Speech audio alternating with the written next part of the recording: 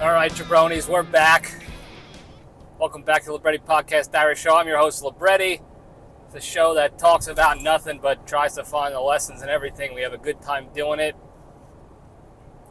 This episode is part 2 of my road trip back to Texas. Might not be a lot of lessons, but we are going to be answering a lot of fan questions in the junction. So that'll be good. Be a little entertaining. Because I have to tell you, this drive is killing me. Super boring. Not a lot going on. We're on day 2 of the drive. So we're talking another 700 plus miles of drive. And I think I have about 300 miles left, which isn't terrible. It's pretty much a straight shot now on I-10 all the way to Houston, to where, the LPDS compound is. So I'm just trying to maintain my sanity and help Randy maintain his, really, because we got nothing else going on. I've been doing a lot of talking to Randy, not a lot of talking back. I think he's been sleeping basically the entire time, which is exactly what I'd be doing if I were him. So that's where we're at right now. I listened to all my playlists. I've listened to too many podcasts to even remember which ones I listened to. I caught the Yankee game, the audio, obviously, the radio of the Yankee game from the night before. I did not catch the Giants game, but I saw that the Giants won their game. Now, this is obviously going to be posted in a week from now, 2 weeks from now, or whatever, from the time of recording anyway. So the Giants beat the Browns. By the time this episode posts, they'll have another game under their belt. I'm going to go out on a limb. I don't even know who they're playing. I didn't look it up. I'm going to go out on a limb and say they're not going to win that game unless it's against a team that's suffering from, a lot of injuries and problems. Again, I didn't look up who they're playing. This is going to, I'm making a guess. I'm trying to predict the future here. I want the Giants to win. It would be great if they were 2-2 by the time this posts. I think they're just going to be 1-3, though. I'm pleasantly shocked that they beat the Browns. They didn't score a single point in the second half at all. They had, even at the end of the game, they had 1st and goal on the 1 yard line. They couldn't score, and they still won the game by a touchdown. Again, crazy that they were able to do that, but they did it. So there you go. Giants are now 1-2. They're not going to be a defeated team this year. I legit thought after the first 2 weeks that they were not going to win a single game this year. So I'm shocked. I'm happy about it. I want the Giants to do well, just like I want the Yankees to do well. I don't see either one of them winning a championship this year. I really want them to prove me wrong, though. That'd be amazing if they can prove me wrong. Anyway, what else we got going on the road today? I didn't have time to obviously look up current events. If you listened to last week's episode, you knew that I was recording these, in succession. One on day 1 of the road trip, one on day 2. So this is technically like a part 2 of the road trip saga, if you will. So didn't seem to be a whole lot going on besides sports stuff. I don't remember if I mentioned Diddy. Again, I know it's only been a day since I recorded the last episode, but it seems like a lifetime ago on the road, on the open road by yourself. So I think I talked about Diddy getting arrested for being, essentially his, the pop culture, hip hop artist version of Jeff Epstein. So we'll see how that goes. I've seen a couple of conspiracy theories being thrown around that he was like a Jeff Epstein, but that he was like a CIA op. Like they think like that there's a conspiracy that Jeff Epstein was working with the CIA to get dirt on people. I don't know if that's true. I don't know what the point would be, I guess, to get additional celebrities in bed with the government. I don't know, so that they can influence stuff. Maybe. I don't think that's it. I think maybe Diddy hung out with old Jeffy Epstein on the island and saw a lucrative opportunity and just did a copycat. Why reinvent the wheel when this guy's got millions of dollars and all this dirt on all these bigwigs to maintain their influence and power? So I think that's probably closer to what he did. If he did do it, innocent till proven guilty is the word of the word on the street here in the U.S. But he's got a lot of evidence stacked against him that has already been publicized, so it's not looking great for old Diddy boy. With that, I don't think there's anything else. I heard a conspiracy that Oprah has some sort of, she's got her hand in all this going on because she's pals with Diddy.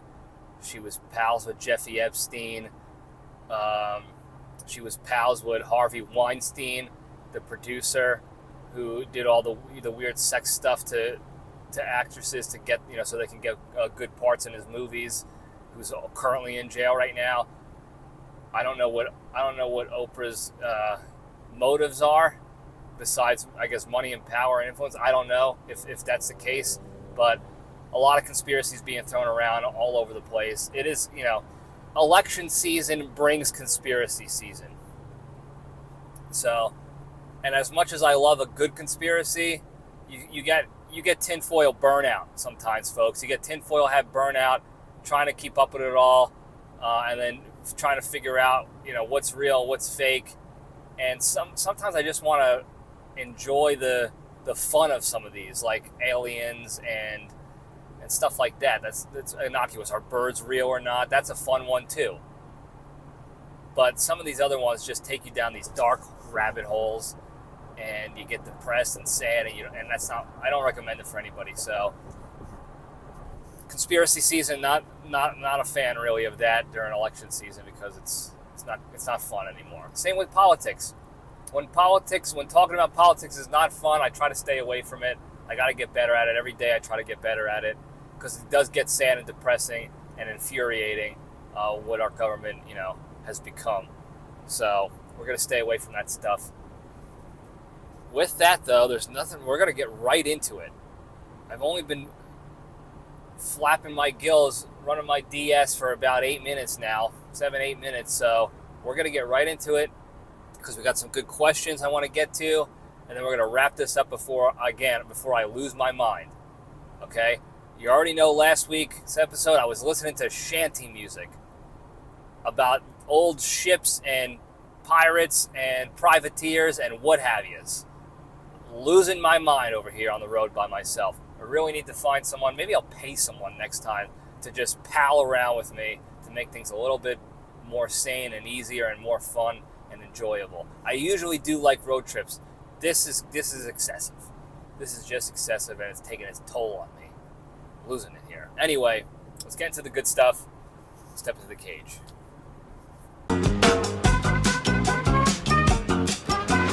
Okay, let's run. All right, once again, today's Into the Cage segment is not sponsored at all when we're on the road. No sponsors on the road. It's a safety hazard. With that, the Cage fact.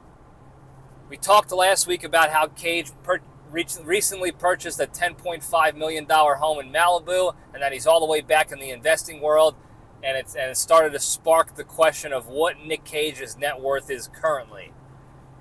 So I did some digging, some recon, as you expect from me, and it turns out as of January of 2024, so January of this year, 9 months ago, he was said to have been worth $25 million. Which, if you look historically in the Nic Cage universe, is a far fall from his highest net worth of over $100 million. But as we all know from previous Cage facts, we have the tax shenanigans going on with his accountant. We have poor real estate investments right around the real estate crash in 07, 08 that he took a bath in, and he dropped down significantly. But because he's back now, he's back on the rise, and I would imagine by now in September of 2024 he's even higher than 25 mil, because he put out more bangers this year on the silver screen.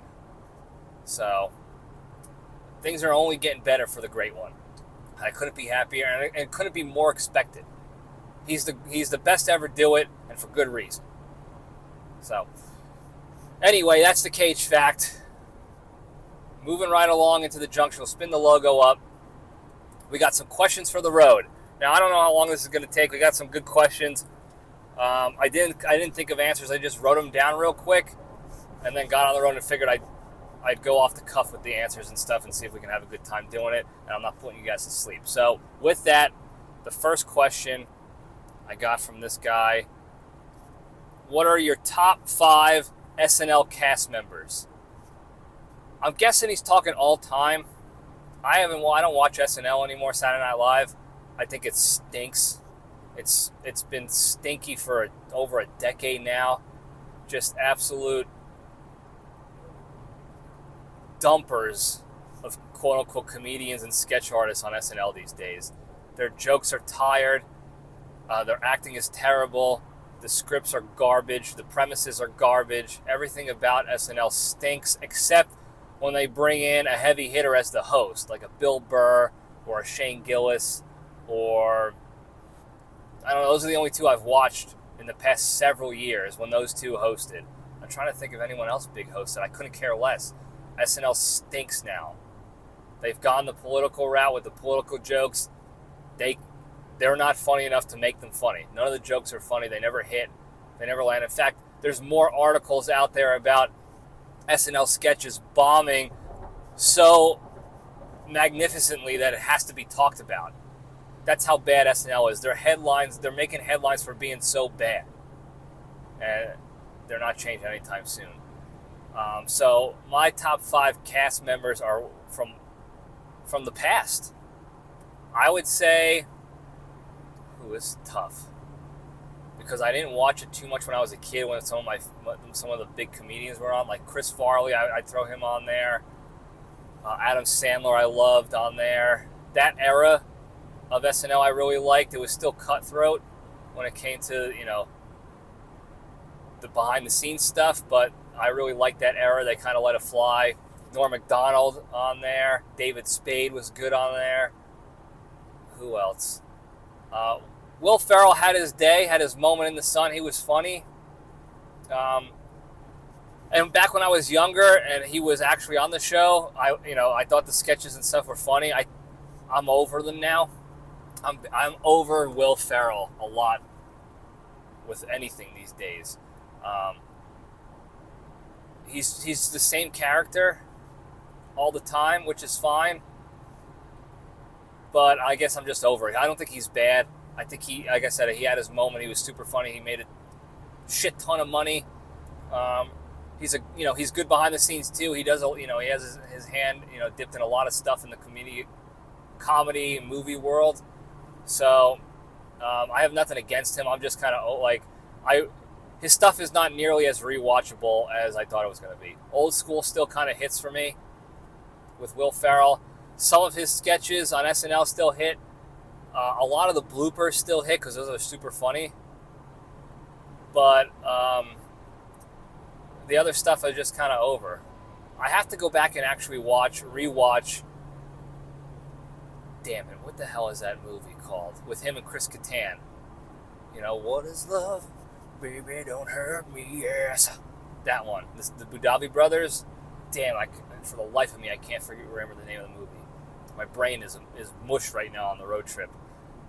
If anyone remembers, put it in the comments on YouTube or Instagrams or whatever. Remind me what the name of the movie was. Damn, I can't believe I forgot. I liked that movie anyway when it was out.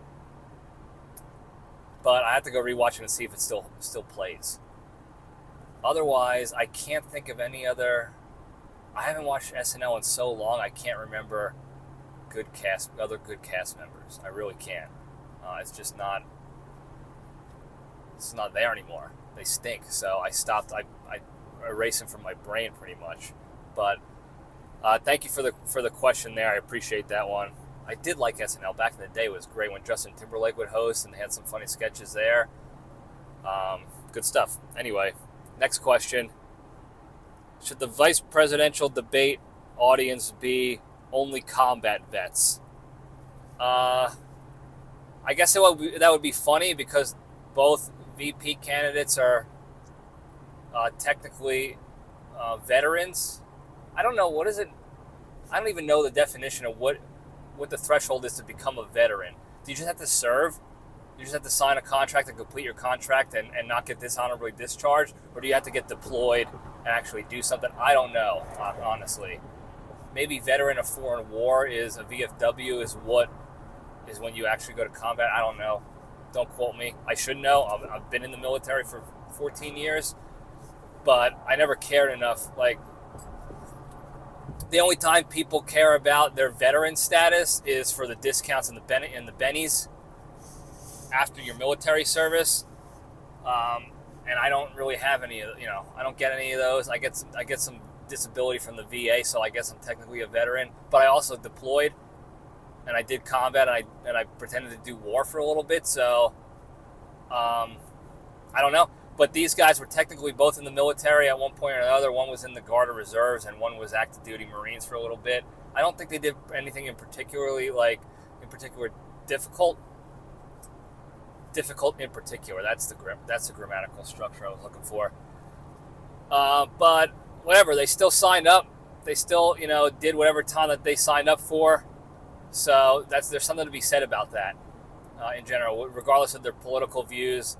I don't really necessarily like either of them, but I digress. It would be sort of funny to have just actual combat vets, like front lines, SEALs, Green Berets, Army Rangers, combat controllers, pararescue, pilots. Like, get the heavy hitters in there that saw death and contributed to death and war up close and personal.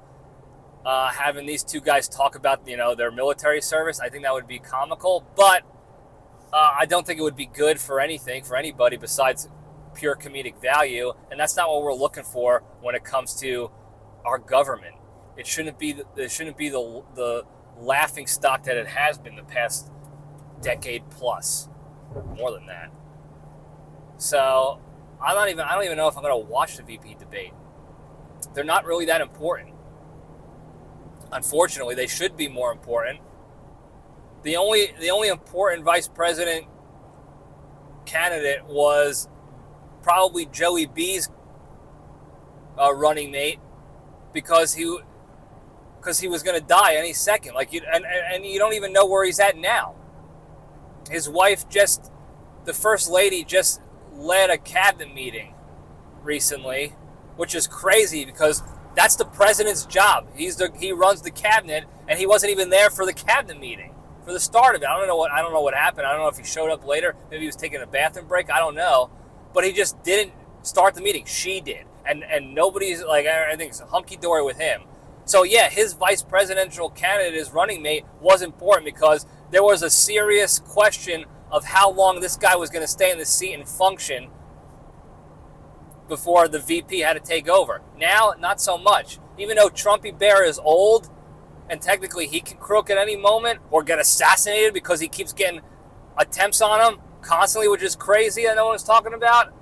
I guess that's important. That's another reason why I don't really like his pick. But I don't think they're particularly important. They don't do anything when they're in the job. They fly around the world giving speeches, and it's copy-paste speeches. They're all the same all the time, word for word. They're not actually contributing. They have an actual responsibility that they never uphold. So it's become a joke. So yeah, I guess at this point, put the combat vets up there. Have a town hall style meeting too, and have the combat vets ask them questions. That would be funny too, because those guys don't give a shit. They don't care if they're on national television. They'll ask the questions. They'll troll. They'll make the jokes, the sick humor that they got, and I'm here for that. So yeah, maybe do that. I don't know. Anyway, thanks for the question. What else we got? I'm trying to look at my notes here. Let's be safe about this, folks. This guy wrote, "Who is your daddy and what does he do?" Good question. Good movie reference. Kindergarten Cop. My dad's about to retire, so he's about to do nothing. Yeah, he's only part-time retiring. He's still going to do lawyer work. So, thanks for the question. Thanks for the reference, Kindergarten Cop. All right, next question. Favorite video game? That's a tough one because I grew up in video games. I was alive since basically the beginning of the first video game. Technically, I think it was Pong. There was the other one right around the same time. The name escapes me right now. But it was Pong, and then it was Nintendo NES and everything else, and I was alive for basically all of that. So I've seen a lot of games. I've played a lot of games, not as much as some of the the professional gamers of the world and the kids these days. They're gaming is life for some of these folks, and they're making some good money off of it. But I played some of the standard ones. Madden, NHL on Sega was legit because you can get into fights and stuff, and we were bleeding on the ice, and it was cool. Blitz was a solid game. If I had to pick my favorite game, I'm going to go old school with it, and I'm going to probably just say GoldenEye, because that was the game that could bring everybody together, like more than just two people together to play a game with each other, because you can play 4-person split screen multiplayer at sleepovers and have a good time doing it. And I think that was the best one. Mario Kart was right up there on N64 as well, because you can do the same thing, 4-player. You can race, you can battle. That was also cool. So, yeah, I'd split between those two. I'd say GoldenEye I'd lean more towards, because I like the missions as well, and that was pretty legit. I love a lot of the new games too, obviously with the new technology and the new systems and stuff, and the graphics are legit. Grand Theft Auto is up there, but I like old school games. I still have my regular Nintendo in the box. I still have my N64 I play. Star Fox was a big one for me. Conker's Bad Fur Day, if you don't know that one, look it up. It's a great one. Super underrated. So I like video games. I don't, call me a geek, a nerd, or whatever. Video games are legit. So I just had to say GoldenEye, but that was a good question. Thank you for that. All right, what's the next one here? Gun to your head, who's the best brother? Who's your favorite brother, best brother of the Brotherhood? Now, a little context here. I call all my closest friends brothers because we're so close. We're basically family. And Styx is obviously, he's my real brother, so he's part of the Brotherhood as well. And it's not just guys, it's gals too. If I have close gal friends, they're all in the Brotherhood. So that's why he said the best brother, because I only have one blood brother, but I have several brothers. So I'm taking the gun. I'm taking the bullet. Okay? I'm not gonna cave to some terrorist with a gun to my head tell me to pick the best one and make someone feel then they're going to live out the rest of their lives, everybody else, all the other brothers, thinking I like one more than the other when I don't. I'm taking the bullet. Kill me. I bet you won't, because you're trying to scare tactic me, and I know this. I've been to the training before. I know when you're serious and when you're trying to just scare me. So yeah, I'm calling the bluff here. And if you blow my brains out, I'm not even going to feel it anyway. And that way, I'll go out on top like a man, not a rat, and all my brothers will know they were all number one. Now, if I ever get married and have an actual wedding, I'm only going to have a wedding if I'm rich. Otherwise, it's going to be like probably a courthouse thing, a small thing, because I think weddings are stupid, as you know. I only got to have a wedding if I'm rich and I can pay for the bridal party, their suits and dresses, and their lodging, and I can make it as easy and convenient as possible for everyone to come and enjoy the ceremony, which is going to cost a lot of money. So I'm not doing that unless I'm rich. Otherwise, I don't want to inconvenience people to come and pretend to like the stupid ceremony. Anyway, if I did have a wedding, I would obviously pick Styx as my best man, because of blood. But that's it. But not because he's my favorite, because you're all my favorite. All the brothers are the best. That's why we're brothers. Okay? If you're not in the Brotherhood, that's probably a good indication for you that you're not my favorite. So that's that. Otherwise, feed me the bullet. I'll do it myself even before you make me rat and make my brothers feel bad in any way, shape, or form. So, good question though. Thank you for that. Next question here. Are you dating anyone? No.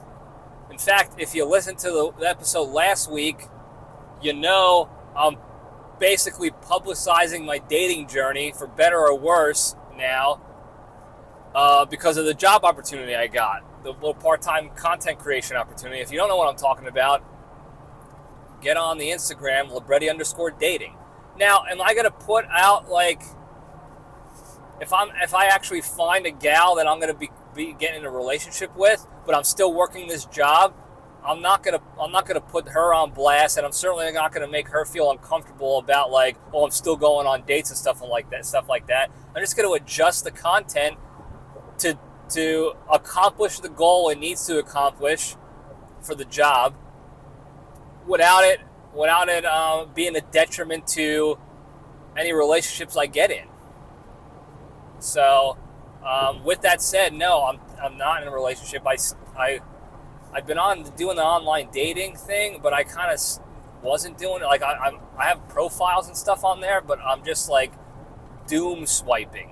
When I'm bored, I just do swipes and check out profiles and stuff. But my head and my heart have been in Spearhead, and getting that going in the house and my family and stuff. So I haven't been really paying attention to anything dating related aggressively up until really now, when I got this gig, because it's almost like a forcing function. I'm gonna put the content out, so I'm gonna go and follow the curriculum of the coach, to really put an effort in, because it's a win-win. Either I'm gonna get paid to do a job, or I'm gonna get into a really great relationship, or both. Probably both, because I'm confident in myself, and I'm having fun doing this shit so far. So we'll see how it goes. But long story longer, no, I'm not technically dating anyone right now. I'm dating, but I'm not in a relationship with anybody. I guess I technically am dating now, but I haven't been on any dates in a little bit. It just hasn't been a priority. So, but maybe it will be now. Anyway, thank you for the question. Good question. What else we got here?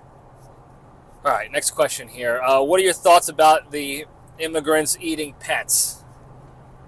Now, this is obviously a hot political topic lately, with the recent debate of, Trumpy Bear going off on, they're eating the pets, they're eating the cats, all that stuff. And he got quote unquote fact checked of, like, oh, the city planner or the mayor said that's not true at all. We know it's true. We know it's true already. There's videos of, watching it happen. So it's not a matter, like, I don't want it to happen, but it's happening. It's true. Here's the thing with that, and I try to empathize with people as much as possible. You have illegal immigrants coming from a certain country, and in their country, their culture, the way their country is and their culture is, and their food supply is, eating animals off the street is not a foreign thing to them. That's a normal thing for them to do. It's not considered eating pets. It's just eating. It's just getting food to eat that's available to them. Now, when they get escorted into our country illegally and then dumped in a small city that was like 50,000 people, I think is where, in Springfield, Ohio, and there's 20,000 of them, there's going to be a food issue going on when you almost when you increase the population by almost 50% overnight. So, and without any sort of education or training to these new people, hey, here in this country, we don't eat the ducks out of the pond or cats in the street. Those are off limits. You got to go buy your food, or you can go get a hunting tag, and this is how you do it. So without that education, they're just doing what they normally do to eat and survive. So in that regard, I can't really fault them for that. Is it wrong? In my opinion, sure. You shouldn't be eating pets, and you shouldn't be plucking ducks out of a public park pond and ripping their heads off and cooking them. There are other ways to eat duck, to get your duck fix. But that's really all I'm going to say about that. There's a whole lot of other nuance besides the illegal immigration stuff and crap that I don't feel like talking about. It's boring and and not funny, and nobody wants to hear about it. But I try to have a little empathy when it comes to all situations. I try to understand all the sides and get all the information possible. It's not just people coming in and stealing animals, and it's not just nothing to see here, folks. Everything's hunky-dory. There's not even immigrants here. Nothing to see here, folks. It's not like that either. There's always a nuance behind it, so I try to understand that as best as possible before forming any opinions. But I don't think people should be eating pets. Anyway, thank you for the question. Thanks, I appreciate your input. All right, next question here. It's sort of a two-part question. Top 5 road trip snacks, and then the best and worst road trip stories. Two-part question because it came from, I think it came from the same person. I don't know. Maybe it didn't. I'll go snacks first. Top 5. I think it was top 5 road trip snacks and then 5 worst road trip snacks. I don't know. I try to stay as healthy as possible on the road. When you're driving 12 hours a day for 2 days straight, it's very tough to maintain if you're on a diet or a workout program or anything like that. It's very tough to maintain that, obviously. So I try to map things out and adjust accordingly to get, as healthy as I can be on the road like this. So I'll bring food and snacks with me ahead of time, like fruit and protein bars and stuff that's actually, it's real food and healthy, so that I know at the very least I'll have a little bit of good healthy food in me in case my stops on my road trips are, fast food only. So like I said, I bring fruit and stuff like that. They're not necessarily my top 5, but they're important. Their top 5 most important is always have a protein source with my meal, and keep it healthy as possible. So like I said, I have the fruit with me. I have healthy snacks with me in case I have to go to McDonald's and I can only get chicken nuggets. I'm not going to get fries and McFloozies and stuff. I'm gonna stick to the snacks I already brought with me. Top 5 snacks that I do enjoy.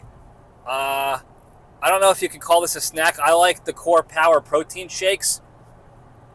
I like sweet stuff, I'm a big dessert guy, me. So I want to enter my cheese window instead of just crushing Reese's on the road and candies and shit that's going to make me fat and disgusting and give me that insulin dump and put me in a coma on the road, which I don't want.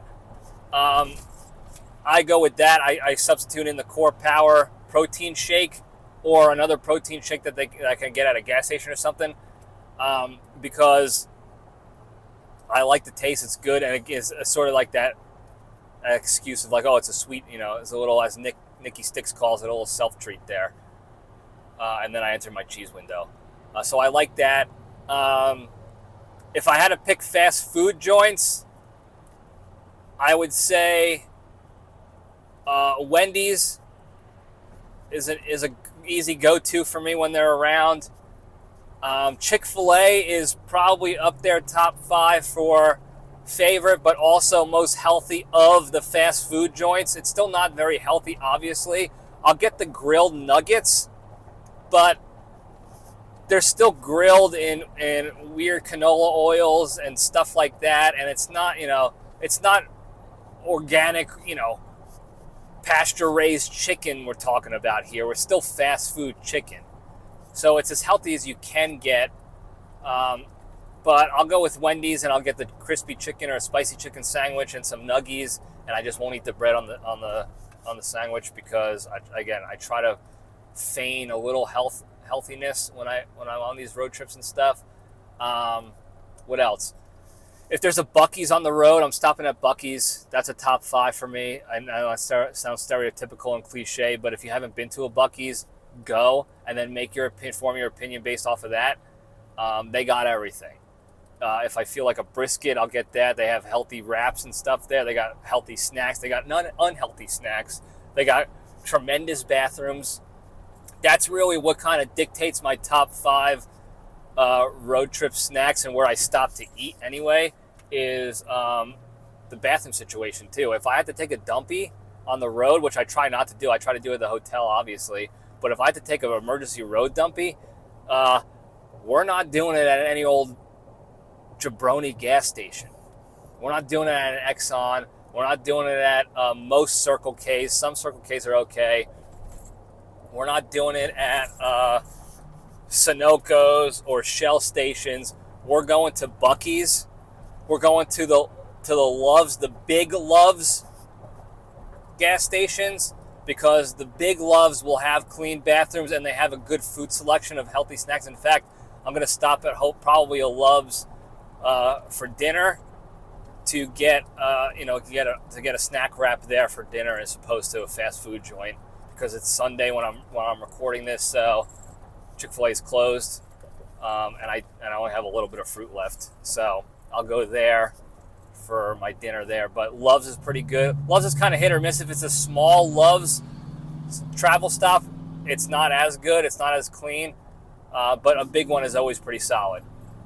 What else is there? Sheetz. If I'm up north on the road trip, Sheetz are usually pretty legit when it comes to food and toilets. So I'll go. That's a top one for me, is Sheetz. Otherwise, I think I mentioned 5 already. I probably mentioned more than 5 places I go to eat and chow down on and go to the bathroom, even though that has nothing to do with the question. I kind of just rambled there. But worst places to go, Burger King. I'm never stopping at a Burger King. Obviously, you know that.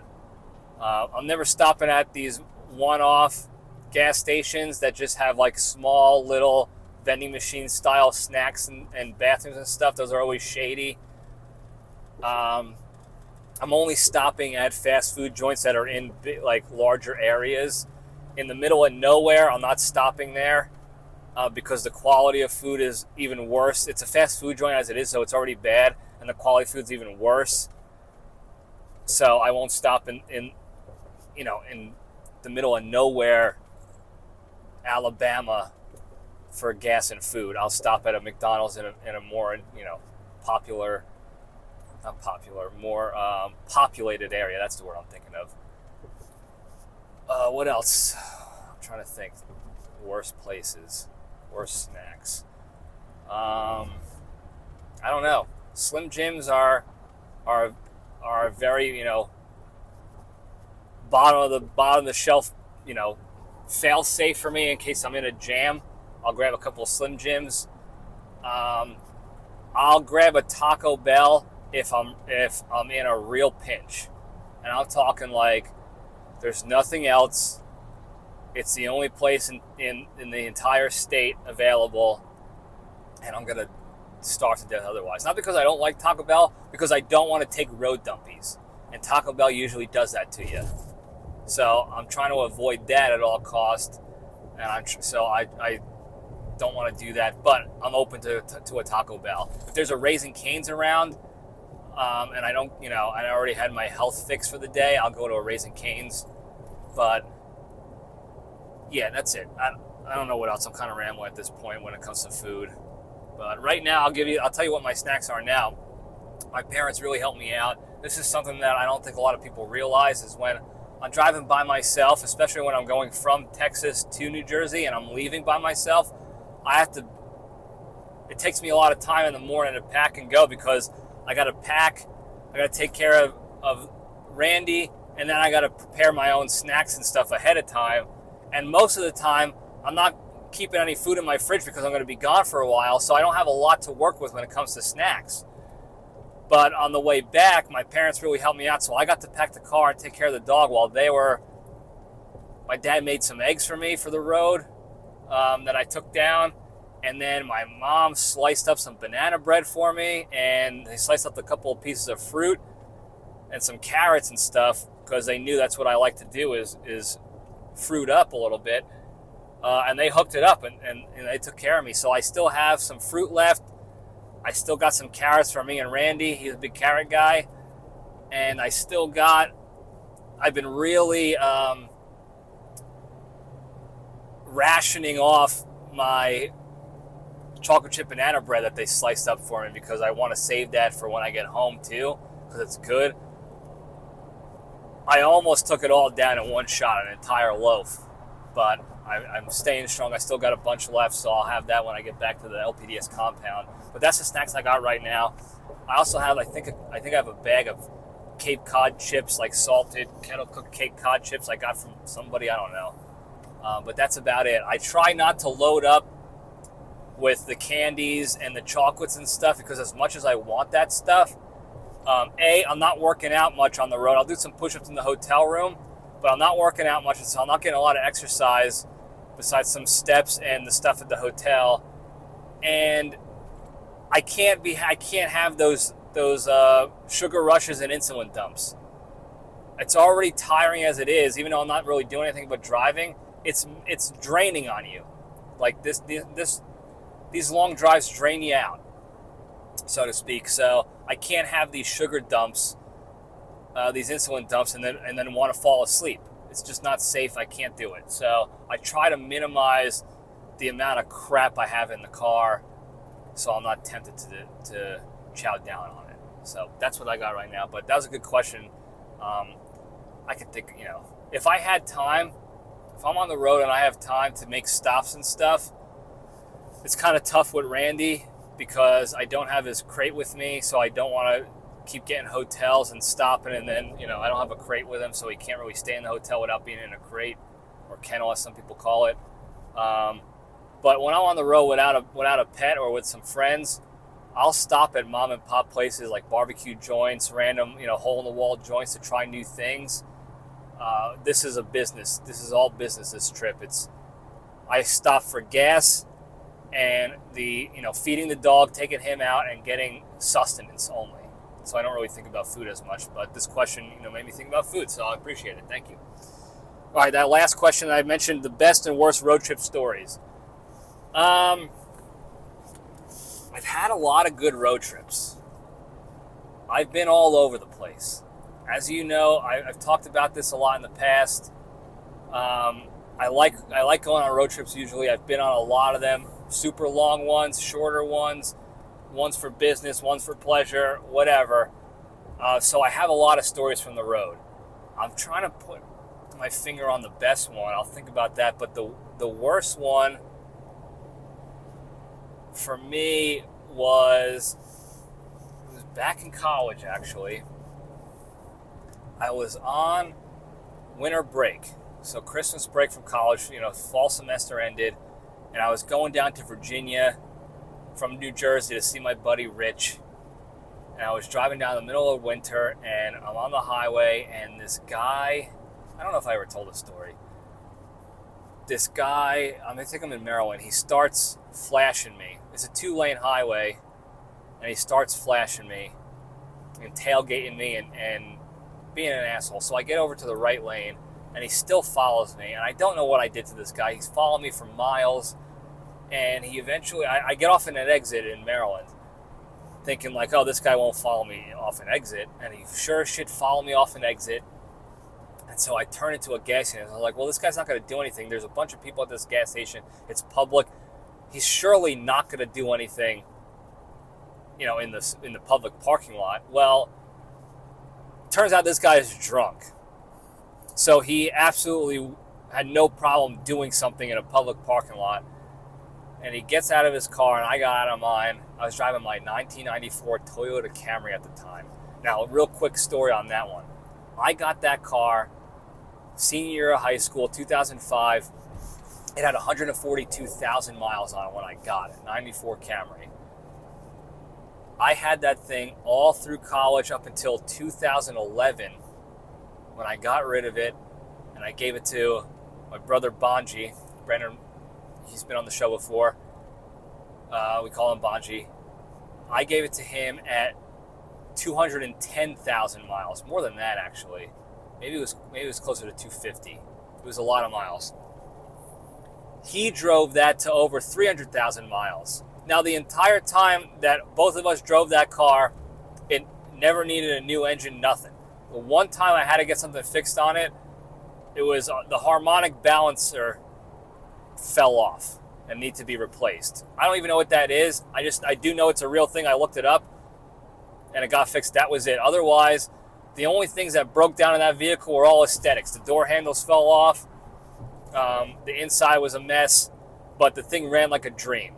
And then Bonji drove it to 300 plus thousand miles. His mom drove it a little bit, and then I think somebody stole it, and we don't know where it is now. We were going to take it to a junk shop and demolish it and sort of give it like a pseudo Viking funeral, but then somebody took it, and now we don't know where it is. It's probably still driving somewhere. Anyway, I'm in my '94 Camry.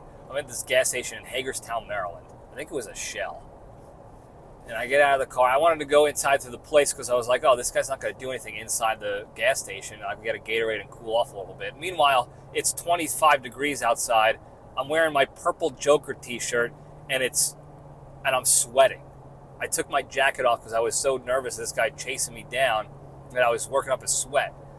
Well, he comes up to me, and he said something, and I can smell the booze on him. He's like, somebody's got to teach you Yankees how to drive. And I tried to be nice about it. I was like, listen, sir, I don't know what I did. Whatever it was an accident. If I cut you off, I apologize. I didn't mean to. I don't know exactly what happened.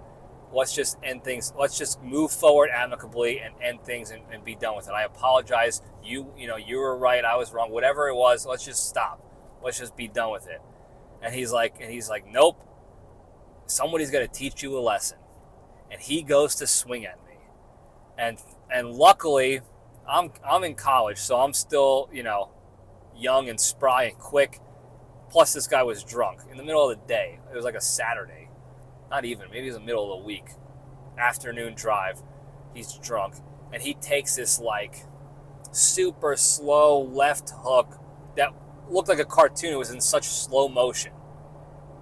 And I in slow motion, just moved to the side, to my right side, and I just cracked him with my left hand and put him on his ass.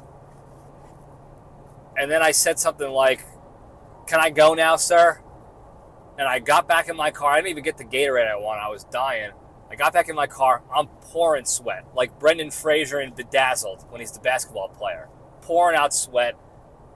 I'm a kid. I'm a stupid kid. This was my first real fight besides when I got into a headlock in elementary school by Anthony Mecca, when he locked me up for doing something I probably did wrong, and I deserved it. This was my first real fight, with punches being thrown, and it was a stranger too. So you don't know, I don't like getting into fights. You don't know who you're getting into a fight with. You can think you're tough all you want, but who knows what that guy's capable of? Luckily, he wasn't capable of anything. He was drunk, and I was able to put him on his ass safely, because he didn't hit his head on the pavement or anything. He didn't get knocked out. He just got knocked down. And I sped away, and I called up my buddy Rich, and I told him what happened. And the mistake I made was I told my parents what happened, and my dad thought I knocked the guy out, and he hit his head on the pavement. He was going to die, and then the cops were going to arrest me for manslaughter or something. But it wasn't like that at all. Everything blew over. But it was a miserable trip because of it. Like, again, as a kid, I got a stranger chasing me down. Who the hell knows what's going to happen? You've seen murder movies before, horror movies, where these guys chase you down and they kill you. So that was probably the worst one. The best one, I had so many good ones. I went to New Orleans with my brother Bonji. I went to New Orleans on the way to Texas with The Creature. We actually talked about that one in an episode from like 2 or so years ago. That was a great one. I've had good ones with my brother, Nicky Sticks. My old man used to drive down to Florida with me to college, back and forth over the summers. He came to Texas with me the first time I lived in San Angelo. From Pensacola, Florida to Texas we drove.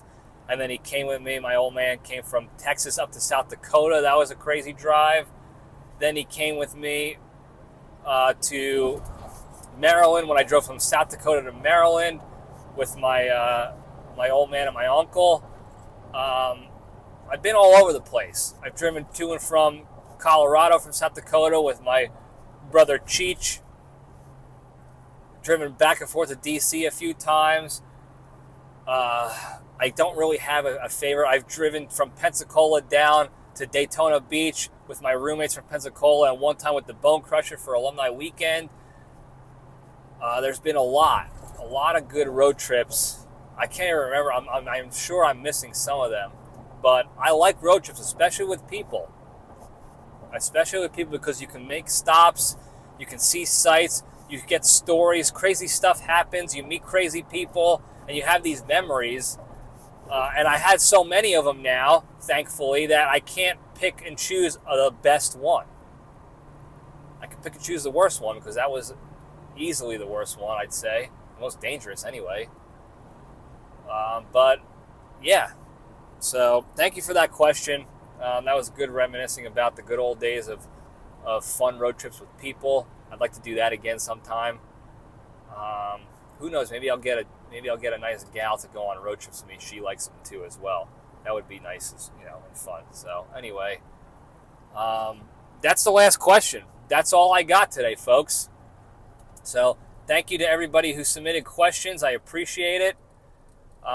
Thanks for tuning in. Before we go, real quick, the big three.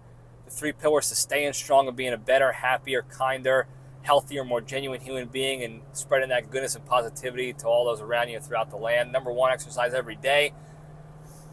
Do whatever you got to do to improve your fitness and health, physically, mentally, or emotionally. Whether it's a physical workout, you're breaking a mental sweat, reading a book, learning a new skill, or doing some praying and meditation to work the emotional side of things. Number 2, the hardest one to do, don't be a shitty person, be a kind person. When someone's an asshole to you, or there's negativity in your sphere of influence, instead of chomping at the bit to get in there and retaliate and be negative and be shitty as well, even if that person deserves it, take the LPDS step back, remove yourself from that situation, and go focus on more positive, productive things to do with your lives. You'll be minimizing the negativity going on in the world and the shit in the world, and you'll have the capacity to go be more positive and productive with your life. Number 3, the most important one, be genuinely thankful and grateful for all the good you have in your lives. Think about those things each day, at least one time a day, and think about what your lives would be like without those things and how shitty it would be. And that'll put you in that state of gratitude. And if you do those 3 things every day, folks, I promise you'll be a better, happier, kinder, healthier, more genuine human being, and you'll be able to spread that positivity and goodness to all those around you throughout the land. Thank you guys again for tuning in. Don't forget to like, subscribe, tell your friends and enemies, put your notifications on. Hit the hotline, 202-670-1114. I'll get back to the hotline calls when I'm back at the LPDS compound to take those calls again and share the fun in the hotline stuff. So 202-670-1114. Thank you guys again. I love you all. Stay strong.